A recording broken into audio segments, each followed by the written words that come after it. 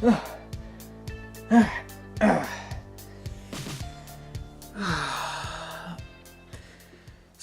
I nerdgasmed. Hello everyone, Davey here, back again to review another episode of Agents of S.H.I.E.L.D. And god damn it, Hydra. Damn you. Okay?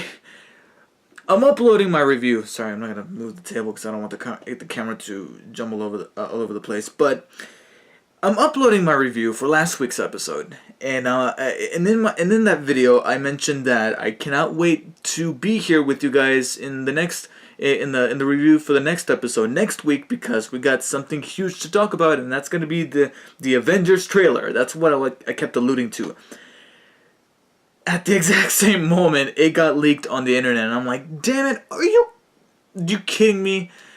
But still, I decided to wait. Yes, I did watch it. I watched it immediately, or at least when I was comfortable, because at the time I was busy with something. But then I said, okay, by the end of the day, I'm going to watch this thing. That way, you know, everybody's going to be talking about it. They're going to hint at particular moments during the trailer. So I don't want to be left behind. And I usually keep away from trailer. If it's a trailer for a movie that I can simply just wait for it to come out in the theater, that I don't have that high expectations for, and I simply just wait until I see it in the theater. If it's a tentpole movie such as the Avengers, then there's actually different levels. If my anticipation is not extremely high, then I actually wait until I go see a movie that I know for a fact is going to have the trailer in front of it, so I just watch it on the big screen rather than on my tiny little computer screen, even though I do have a better laptop now, so it's in better quality. But for the Avengers, I'm like, I gotta watch it right now, otherwise I'm gonna be out of the loop. So I watched that, and I'm actually gonna still talk about it in this video. And sure, most of you have heard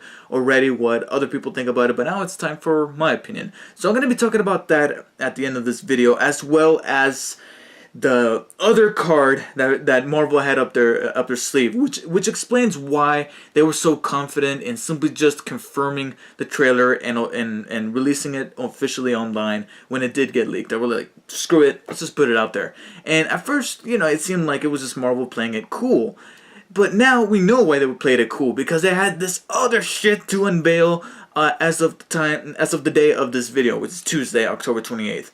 So I'll talk about that as well. But for now, let's focus on this new episode, which is the 6th episode of Season 2 of Agents of S.H.I.E.L.D. entitled A Fractured House. And wow, what a Tuesday. What a Tuesday. Delivering yet another great episode of S.H.I.E.L.D. that is probably one of my favorites so far in the 2nd season. But also all this other stuff with the Marvel Cinematic Universe that, wow, I just... And because it's so much, I might keep my review for S.H.I.E.L.D. short. Not only because I have those things that I want to talk about at the end, but also because this episode had little details coming at every turn. Like, there was actually an awful lot of stuff happening in this episode that it was actually just a little difficult to keep track of, but I managed to get through it. But I did feel like it'll just take forever to run through everything and kind of walk through the episode with you guys, one story beat at a time. It's just going to take up too much time, so I'm just going to compartmentalize everything down to what is essentially need to be talked about. Basically, in this episode, Hydra decides to take another hit at S.H.I.E.L.D. once again, but this time it is by disguising themselves as S.H.I.E.L.D. and taking out this ambassador at the United Nations, while Talbot is there speaking about how S.H.I.E.L.D. is not the agency they thought it was. And this is once again another thing that I really love, is that they're keeping the consistent cat and mouse game between S.H.I.E.L.D. and Hydra. This time it is Hydra taking revenge for what transpired in the previous episode, and therefore framing S.H.I.E.L.D. for what happened at the United Nations. And therefore Coulson sends out May, Hunter, and Mockingbird out on the mission to try to clear their name, which they end up doing by the end of this episode, culminating with a really cool fight that I really liked, even though it still had a shot of Mockingbird posing like she's in a fucking commercial. And don't get me wrong, I am warming up to the actress, I really am, and I still think that she's performing very well, and she fits the role perfectly, but I just still, who's telling her to pose like that? Somebody in the back, somebody behind the camera is telling her to pose like that. Whoever it is, stop it. But this led to that, and also some really good, funny moments between Mockingbird and Hunter. And I thought that scene where they're bickering while at the same time taking, I don't know, it's a tiny bit cliche, but if it's pulled off well, I'm welcome to it. And I think they pulled it off well in that scene. I thought it was actually humorous. The only thing that I didn't like that this subplot provided is that apparently now Hunter doesn't want to be S.H.I.E.L.D. because Bobby is in it. I don't know. First of all, I'm pretty sure that he's not going anywhere. He's going to stick with S.H.I.E.L.D. But then again, even if that is the case, then why put that doubt there? That doubt that isn't even that convincing, and with no proper reasoning behind it. Therefore, why put it in there? Why have Hunter second guess himself just because his ex-wife, who he's starting to kind of get along once again, is part of S.H.I.E.L.D. I mean, why put that in there? The other thing that it led to is also Talbot possibly being a good guy, which I don't know. Maybe it was a mutual type of thing where maybe they put their differences aside, and therefore Talbot offered his hand with a handshake with May over the grieving of those 6 soldiers that they lost in that trap. Maybe that's why Talbot was resonating with May during that particular scene, but then maybe in the next one he's back to being the independent Talbot that's neither Hydra nor S.H.I.E.L.D. I like that Talbot. I really do enjoy that version of the character, and I'm hoping they keep that intact rather than to just have him be pro-S.H.I.E.L.D. all of a sudden after giving that speech at the beginning of the episode. But the biggest focal point for this episode, one that is once again starting to change the game a little bit, and I thought that it was immensely well written, is the whole angle with Grant Ward. This time we focus on Grant Ward, and we literally get him out of that basement from being that Hannibal Lecter role. He gets transferred after Coulson strikes a deal with his brother, who turns out to be one of the senators in Congress that proposes this bill to take down S.H.I.E.L.D. and any S.H.I.E.L.D. related bases, and literally just take them out, like kill them. And I got to be honest, because of the recent announcements, I was starting to think that maybe this is the beginnings of a civil war, but I kept myself from jumping the gun because, maybe this is just a thing that is just focused on S.H.I.E.L.D. and not the bigger picture. So, not going to even try to speculate that. But it is revealed that this is actually Ward's brother that he kept referring to and kept saying was evil in the last season when he was telling his story about he made him kill his brother or torment his brother or whatever happened in that well. But the big twist that I was like, yes, okay, because not only is this a very juicy twist, but it keeps the character of Ward being evil intact because, this whole redemption road, I mean, sure, I wouldn't have minded it too much, but I would have liked it that he was a bad guy through and through, and that seems to be the case because his brother reveals that Ward made that whole thing up, and he made it up, and Ward was the one that killed his brother, and man, what a twist! And I really did enjoy it, making his transfer to his brother all the more nerve-wracking, especially knowing that he did in fact escape, or at least we know he's going to escape by the end of the episode. The only thing that kind of bugs me is that Coulson should know that this is Ward they're talking about. They should have knocked him out. They should have knocked him out and have him be asleep while transferring him. He's an animal. So to have him be simply in handcuffs during the transfer, I'm like, okay, that's a little too convenient for him to, too much of a convenient situation for him to be in, so that he can break out. Sure, it's very suspenseful to have a psychopathic killer, let alone a Hydra agent like Ward now on the loose, and it makes for a very interesting thing to put into the season. But it was done in a manner that was just a tad bit too convenient, because at this point Coulson should know what type of guy Ward is. So to simply just put him in cuffs, and we know by this point that any trained agent, no matter if it's S.H.I.E.L.D. or Hydra or even freaking Secret Service here in real life, knows that they can get out of cuffs by dislocating the thumb. Okay, even I knew that. I haven't done it, but even I know that. So as soon as he started rubbing his thumb, I'm like, oh, here we go. Coulson should have known better, man. But while speaking of Coulson, that scene between him and Ward where he just puts him in his place, oh, I love that. Great performances by both actors, and it was a very savoring moment. What was almost savory is the moment that the show had me by making me think that Skye was once again falling for Ward's lies. I'm like, no, come on, Sky, you're better than that. And then in the next scene, it turns out that she was just, she was the one with the fishing pole. And he was the fish, and I really did like that they kept that character intact. Unfortunately, this episode couldn't win them all with all of its subplots that it was juggling. The only weak spot was the whole thing with Fitz and Simmons this time around.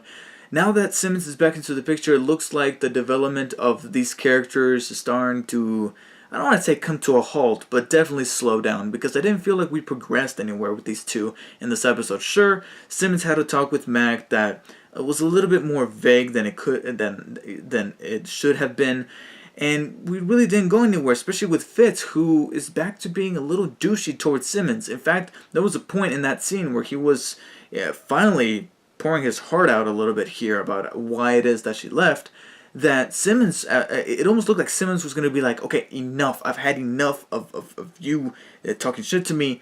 What is it? What did I do? But then Simmons just couldn't do it, and therefore vacated that scene.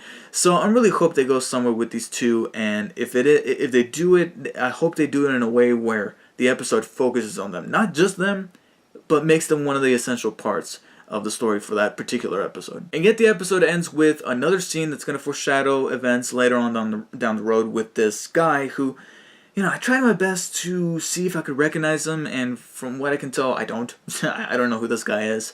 But he comes in, wants to get a tattoo, and at first I thought that the tattoo was going to be the Hydra symbol, which wouldn't have mattered. I mean, sure, okay, this guy's working for Hydra, so what? What is he doing in the tattoo parlor?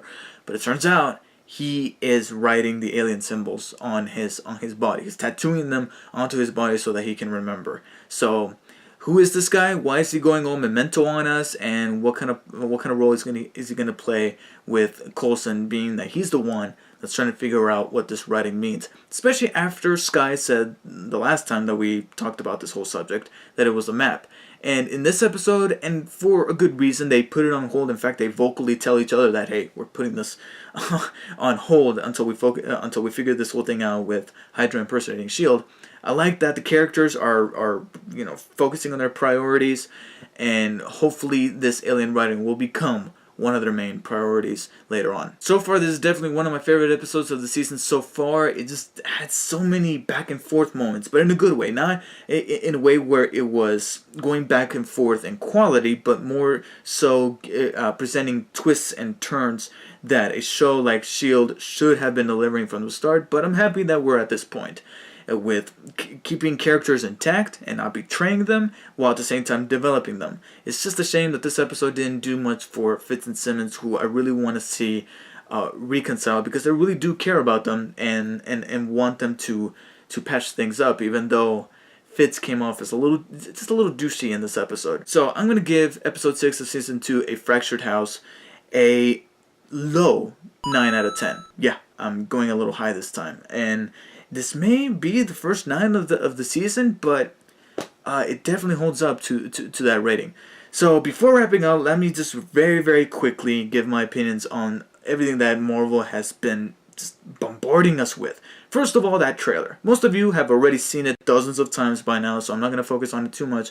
I loved it. Can't get that stupid Pinocchio song out of my head, and it is the one thing that keeps me coming back to that trailer. I don't want to watch it too many times, because then I'll start to get Avengers Age of Ultron trailer fatigue, so to speak. But listening to that song, I'm like, it's so fitting. And to have Ultron himself say one of the lyrics by the end of the episode, that was very menacing. All right, and I think that the trailer sold Ultron as a menacing presence. And Ultron himself was actually one of the things that I really loved about the trailer, as well as images of the twins, the Hulkbuster going against Hulk. It's great. It's great imagery. Definitely has a darker tone, and very surprised that it was a full-length trailer. All right, it was 2 minutes. I was expecting it to be a little shorter than a minute. Practically the same thing as that teaser we got at the end of Captain America: The First Avenger, but I'm very satisfied with what we got, especially this early in the game. Even though, I mean, we only got, 6 or 7 months, so it's not that long from now. So very excited. I mean, nothing really has to actually, if anything, my anticipation for Age of Ultron has gone up significantly. So moving on to this slate of films that Marvel has planned all the way until 2019. I mean, we barely got the first trailer for Age of Ultron, and they're already announcing Avengers 3, which is going to be 2 movies, so it's almost like Avengers 3 and 4. I mean, it makes me feel like Age of Ultron is coming out on Blu-ray and DVD in May of 2015.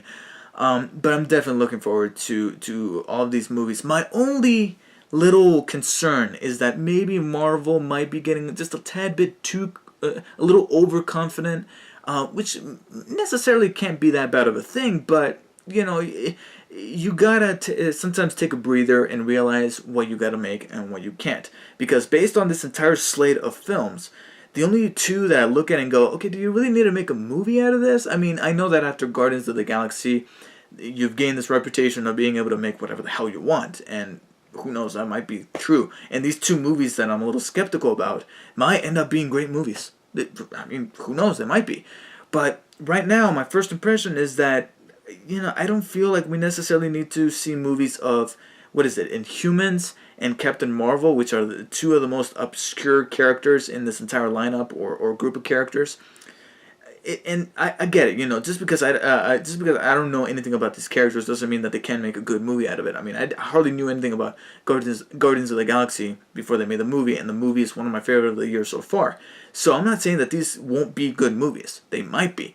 I'm just concerned that Marvel might be pedaling a little too fast in my trip. I'm just scared for them because I care about the guys. I care about the company, and I care about the movies that they put out. So far, that's my only concern, but so far, man, it's just gotta memorize all those dates. So, thank you guys for watching. Let me know what you guys thought of the newest episode of Agents of S.H.I.E.L.D. Let me know what you guys thought of the trailer for Age of Ultron. And of course, what do you guys think of all these movies that Marvel has set up from now until we die? And of course, one of the big ones that I'm looking forward to, and I'm pretty sure everybody is looking forward to the most, is Captain America, which comes out in just 2 years, or less than 2 years, because it's bringing forward the concept of Civil War. And I'm very, very intrigued by that, and it's definitely something that Age of Ultron is going to propel forward. So, let me know what you guys what are your thoughts on this huge thing. And I'll see you guys next time. Take care.